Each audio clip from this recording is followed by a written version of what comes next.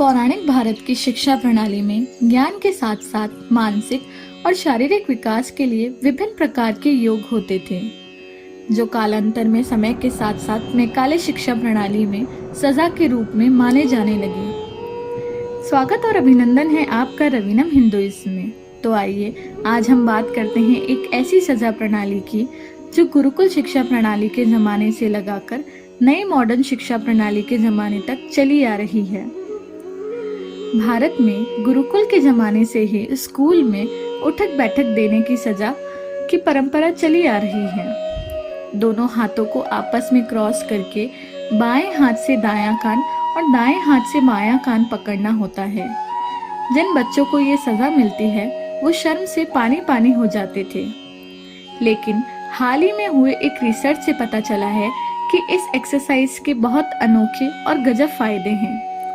कान पकड़कर उठक बैठक करना एक योग है जो दिमाग को मजबूत करता है और इसको अंग्रेजी में सेट अप पनिशमेंट कहा जाता है। हमारे भारतीय स्कूल में अक्सर ये सजा पढ़ाई में कमजोर बच्चों को दी जाती थी, लेकिन प्राचीन काल में हमारे गुरुकुल में प्राय यह योग सभी को करवाया जाता था। अब विदेशों में सुपर ब्रेन योगा के नाम से यह योग क्रिया मशहूर हो रही है, परंतु जब तक कोई विदेशी राष्ट्र ऐसी चीजों की तारीफ नहीं कर दे, पेटेंट नहीं बना दे या वैज्ञानिक खोज रिसर्च में पता न चल जाए, तब तक हम भारतीय विश्वास नहीं करते।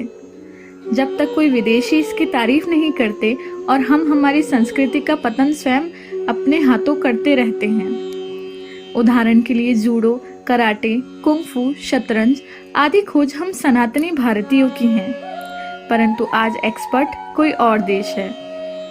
क्या है उठक बैठक के फायदे, आइए जानते हैं। इसमें कान के ऊपर वाले हिस्से को नहीं बल्कि नीचे वाले हिस्से को पकड़ा जाता है। इस हिस्से में खास एक्यूप्रेशर पॉइंट होते हैं जिनको दबाने से दिमागी तंत्रिकाएं एक्टिव होती हैं और मस्तिष्क की कार्यक्षमता बढ़ाती हैं। इस तरह उठने बैठने से दिमाग की मेमोरी सेल्स में खून का संचार बढ़ता है। दिमाग के बाएं एवं दाएं हिस्से के सिस्टम में एक बैलेंस सेट होता है, जिससे मन शांत होता है और एकाग्रता बढ़ती है। इसी वजह से याददाश्त तेज होती है और दिमाग तेज चलता है। उठक बैठक योग करने से दिमागी बीमारियां जैसे ऑटिज्म, एस्पर्जर्स सिंड्रोम और सीखने और व्यवहार संबंधी आदि रोगों में भी फायदा मिलता है। जरूरी नहीं इस योग को सिर्फ कमजोर छात्र करें, और आप और हम भी कर सकते हैं।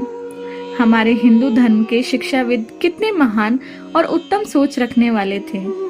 उनके द्वारा बनाया गया हर कार्य एक योग था, परंतु हमारी विडंबना ये है कि हम खुद इस बात को ना तो मानते हैं ना ही इन बातों पर भरोसा करते हैं।